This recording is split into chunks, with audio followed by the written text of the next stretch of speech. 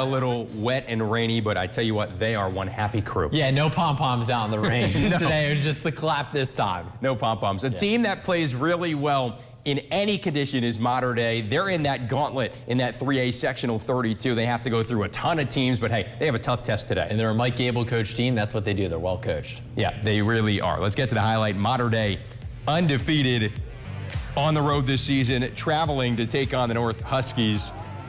Tate Mallory dropping back to pass under a lot of pressure.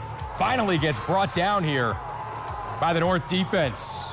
Matthew Pegram, scoreless early. Wildcat drive was stalled in Husky territory, so Camden Marks, he would drill a 41-yarder in rough conditions. 3-0 Mater Dei. There again, Tate Mallory. This time it's picked off. Amon Kincaid comes down with the pick, but the Huskies, their drive would stall.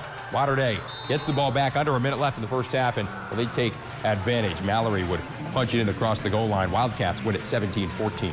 Now we head to Princeton and North Knox for this one. Tigers looking for their first win of the season in their great helmets. Tied at 7 second quarter. Mater Cowan goes deep. Gabe Curry wins the ball. Then Balin Hardiman takes the right edge, uses a slip and slide on in the end zone after scoring. Tigers lead 14-7. Third quarter, Cowan going over the top to Carwood Pope for 6. Princeton ahead by 2 possessions, and they get in the win column 27-13. That is a huge win for the Tigers there against the rivals to the north. All right, it's time we head to the red zone here. We bring in our resident expert, Aiden Crowley. Your Bobcats got the win, but we'll go from the Bobcats to the Wildcats this week. Absolutely, Michael. It's actually homecoming weekend, so we'll use this as an opportunity to give them a little shout out. But like you mentioned, we'll have to wait for them, and we'll head over to Jasper and Central. Jasper rolling into Central, looking to bounce back after a loss in its last time out. We'll start with the opening kickoff. Jasper bringing it back, but the ball pops loose, and the Bears, they say they have it. The play was blown dead, though, because officials say the runner was down. Let's take a second look. The runner clearly not down, so the Wildcats catch a break. They take advantage. First drive for Jasper. Ronnie Monge gets it going for the Wildcats. He breaks off a huge run, and they're in business. The drive is going to be capped off by a 3-yard touchdown run from A.J. Hulsman. 7-0 Jasper. Next Jasper possession, Hulsman again is going to find the end zone. I promise this is not a replay. Wildcats on top 14-0. And how about one more for good measure? This time it's going to be the quarterback, Max Buechel.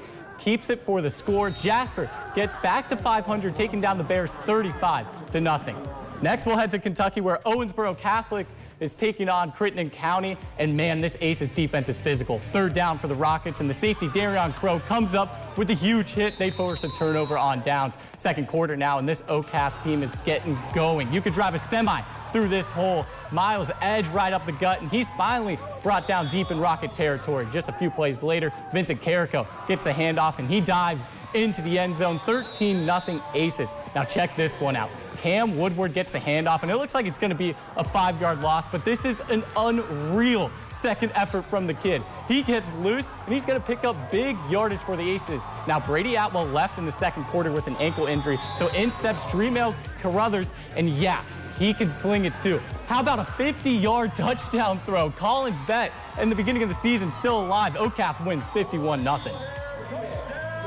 Stamp on that one. Absolutely. Here you go. OCAF might win every game by 10 or more this season. All right, now Union County and McLean County. This one a defensive game, so we'll keep it simple. Jared Johnson, our MVP, makes it a 10-yard rushing touchdown, and Union County wins this one 14-0. Yeah, big win for those Braves.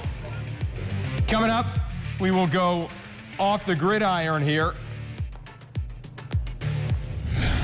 with Southridge, and as we go to break, we'll take a look at some scores from around the Tri-State.